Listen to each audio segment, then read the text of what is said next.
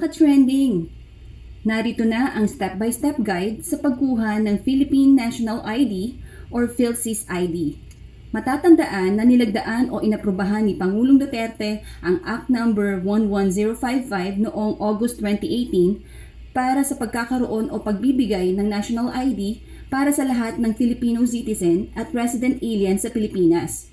Sinimulan ng Philsys ang implementasyon noong 2020 na may layuning mairehistro ang mga low-income families para masigurado na makakakuha sila ng benepisyo sa mga ayuda ng gobyerno at upang di mahirapan sa pag-access ng tulong nang dahil sa kawalan ng valid ID. Nais ng pamahalaan makapagbukas ng bank account or e-money account ang mga low-income household head para sa mas ligtas na pagtanggap ng government assistance mula sa digital channel, lalo na sa mga panahon ng krisis. Ito rin ay upang magkaroon sila ng basic access sa banking services sa pakikipagtulungan umano ng Land Bank para sa mas mabilis na pagbubukas ng bank account para sa mga Philsys registrant. Kamakailan lang ay nai-launch na rin virtually ang Philippine Identification System nitong February 2021 sa Davao City. Ito ay naglalayong mapabilis ang serbisyo at transaksyon sa pampubliko at pribadong sektor. Maiwasan ang red tape at korupsyon. Ayon kay Yusek Dennis Mapa, sa pamamagitan ng PhilID, maisasagawa ng mga Filipino ang mga transaksyon na hindi nangangailangan ng pisikal na presensya, pisikal na dokumento or cash. Ito ay isang hakbang tungo sa layunin ng pamahalaan na digital economy. Narito ang step-by-step guide para sa Philsys registration.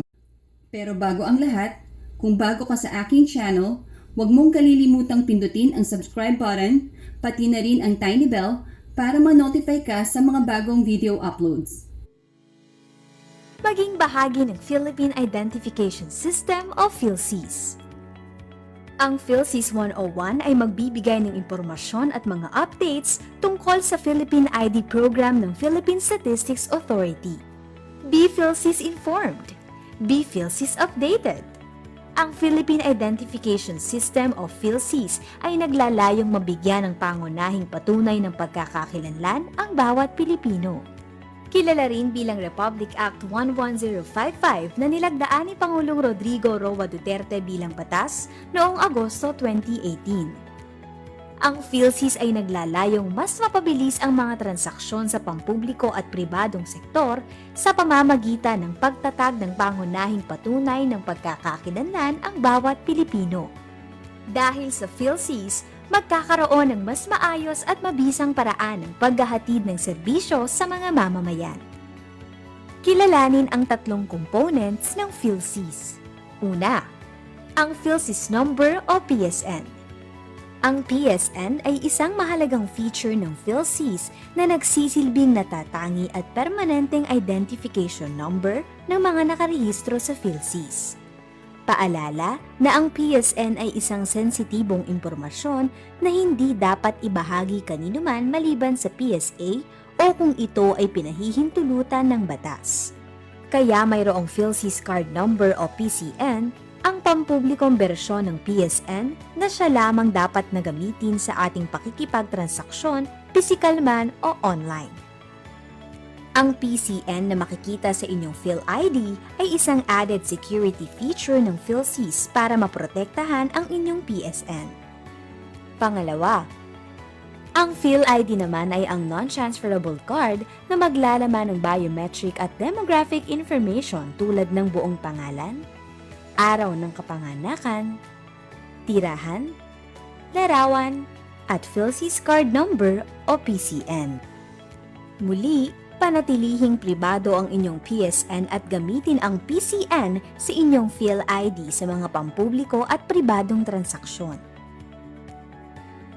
Magagamit ang PhilID sa iba't ibang transaksyon tulad ng over-the-counter transactions kagaya ng pag-a-apply ng bank account, pagkuha ng remittance, at iba pa. Pangatlo, ang Philsys Registry ay ang maglalaman ng PSN at registered records na na-encode sa system. Mayroong tatlong hakbang ang Philsys registration. Step 1. Kokolektahin ang demographic at ilang batayang impormasyon at magseset ng appointment. May dalawang pamamaraan ng pagpaparehistro sa Step 1 registration. Una ay ang house-to-house Step 1 registration para sa mga lugar na may mataas na bilang ng low-income households na nagsimula noong October 2020 at ang pangalawa ay ang online Step 1 registration na bukas para sa publiko. Para sa house-to-house Step 1 registration, nagpadala ang PSA ng data collector sa mga tirahang kabilang sa mga lugar na may mataas na bilang ng low-income households.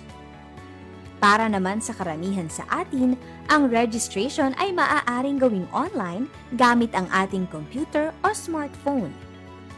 Para sa pagbubukas ng online Step 1 registration, antabayanan ang updates sa official Facebook page ng Philsys at sa PSA website. Para sa house-to-house registration sa mga lugar na mataas ang bilang ng low-income households, una, may darating na PSA enumerator sa inyong tahanan upang kolektahin ang inyong demographic at ilang batayang impormasyon tulad ng inyong pangalan, kasarian, araw at lugar ng kapanganakan, blood type, address, kung kayo ba ay Filipino o resident alien, at iba pang impormasyon na optional ninyong ibibigay tulad ng marital status, cellphone number, at email address. Sunod ay itatanong ng PSA enumerator kung ano ang iyong available supporting documents. Isa lamang sa mga documentary requirements na ito ang dadalhin sa pangalawang hakbang ng Philsys registration. Philippine Statistics Authority issued Certificate of Live Birth at isang government-issued identification document na naglalaman ng buong pangalan, front-facing photograph, at pirma o thumb mark. Philippine passport na inisyu ng Department of Foreign Affairs. Unified Multipurpose Identification Card na inisyu ng Government Service Insurance System o Social Security System. Valid student permit o non-professional professional driver's license mula sa Land Transportation Office. Kung walang maipakikitang primary documents, maaaring magdala ng isa sa alinmang secondary supporting documents.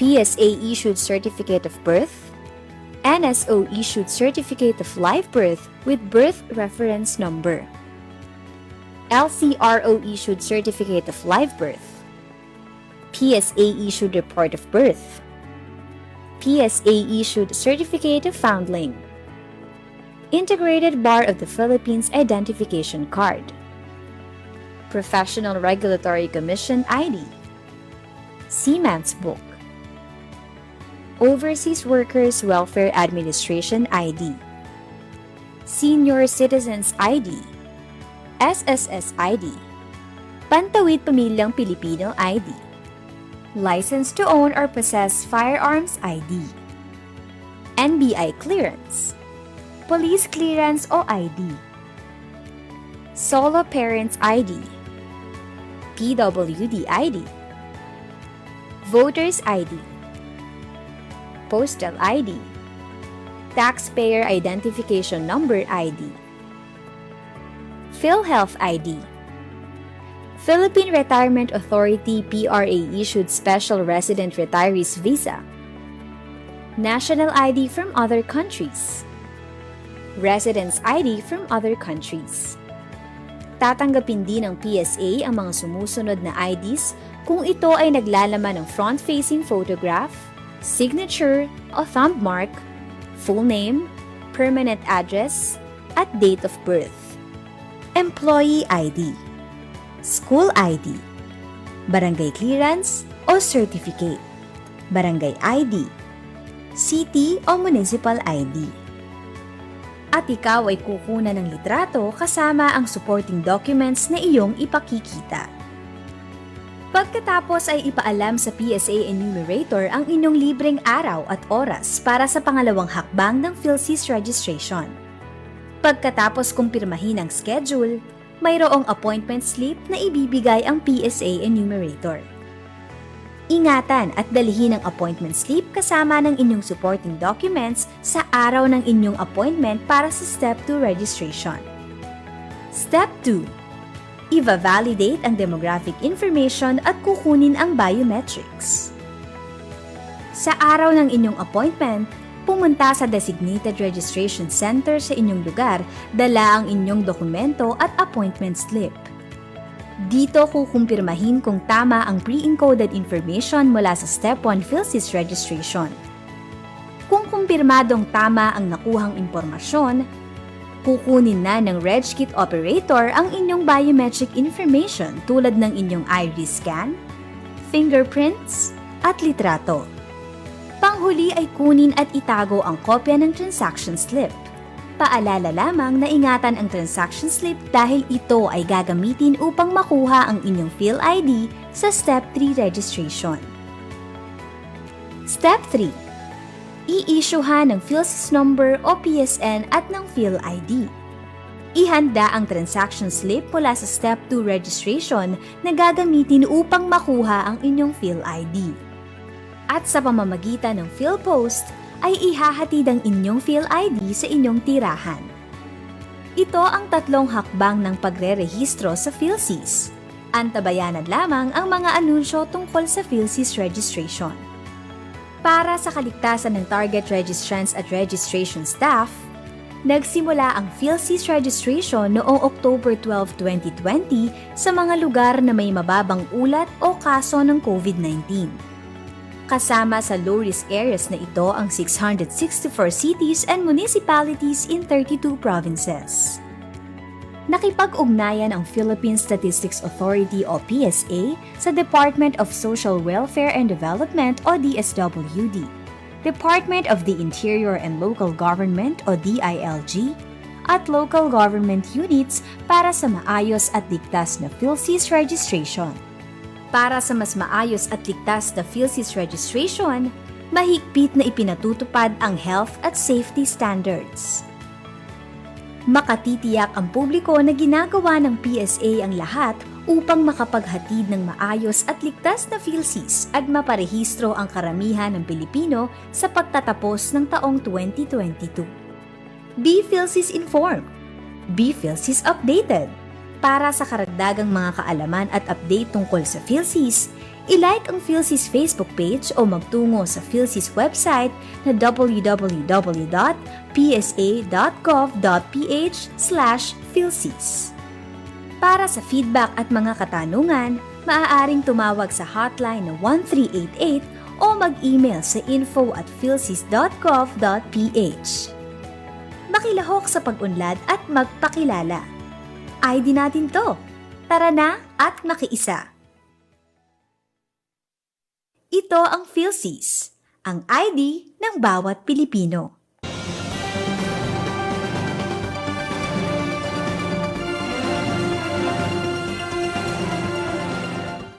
My warmest greetings to all of my kababayans as we participate in the mass registration for the Philippine Identification System. I congratulate the efforts of the Philippine Statistics Authority and the National Economic Development Authority in spearheading this activity. The role of the Presidential Communications Operations Office in our information dissemination campaign is also laudable. As we pursue this long overdue project, I ask every Filipino to give Philsys a chance so that we may maximize the advantages of a universal and secure database that will make transactions more efficient and our lives more convenient. Allow me to stress, however, that as we go through the entire registration process, we must continue to observe health protocols to ensure our safety amidst the COVID-19 pandemic. Let me assure everyone, as well as apart from its primary purpose of providing a resilient digital identification system for all Filipinos, Philsys will also uphold the privacy of all personal information. Ito ang Philsys ID natin to. Maraming salamat.